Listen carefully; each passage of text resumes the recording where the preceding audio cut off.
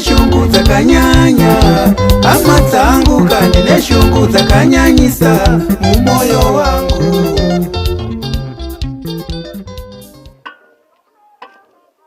Yes, muzukuru wangu kusachinja hembe mapfeka.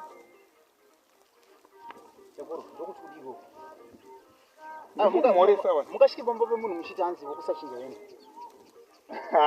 Sorry. Imosha here kusachinja hembe. Aiwa kana ko uri right.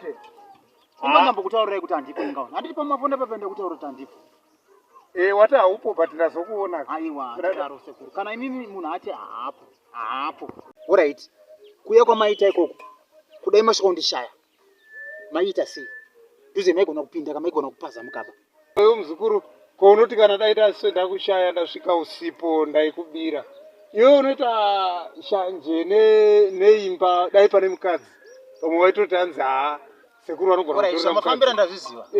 Zvamafambira ndazviziva. Iwe waiti ningatore inini mari yenyu handina. Aiwa iwe hausi kuona kuti mazuva areba ipapo pawati mari apo. Aiwa apa wabva wabaya dede nemukanwa apo ndochokwadi aizvo ndo zvandatovinga nguva yareba.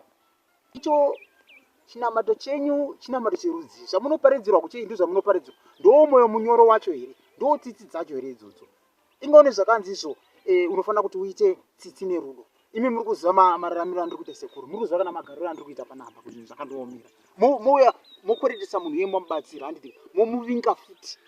Andiri kuzobvunza chikwereti kunze kuti mungosiya zvakadaro ndokunamata kwacho reko. Kana wakutaura kuti ndokunamata kwacho zvakuroti wakatondikweretera mwedzi. Aiwa ndakukweretera mwedzi. Chikwereti kamuzukuru. Chikwereti atinoira ndochandidzosera mari yangu. Semunhu anonamata maifanira kungofungawo mega. Maifanira kungonzwawo tsitsi nemararamiro andiri kuita. Ndakatiwo sezvo ndaigara mukatangwena kasina kumira zvakanaka, kaibvinza kaichucha kaipinda makonzo. Ndikatiwo rega ndigadzitsochi yakanaka ndiyo iyi yamuri kuona iyi yakatopfirirwa musundu. Nemari yamakandibatsira iyo iyi. Muzukuru, ndo imba yacho iyi? Ndiyo sekuru. Ndiyo iyi. Alright. Ndopo wakashandisa mari kuturika. Ndiyo iyi. Apo makuti. Saka muzukuru taura kuti 500 US yandakakupa iya. Ndo project yawakatiitira, ndo imba yawakavaka here. Izvi zvokuti makandipa mari iyi ndiyo ndakaishandisa chii hazvinei nemi muziva kuti ndechikwereti chenyu chete. Asi ndiri kuti handina mari yacho. Plus imi muri mukristu.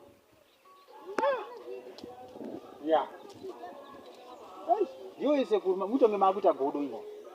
Mutonge muri kurwadziwa futi nemavakisiro ndakaita imi. Handisi kurwadziwa hangu, upenyu hwangu watochinja. Kandi neshungu dzakanyanya.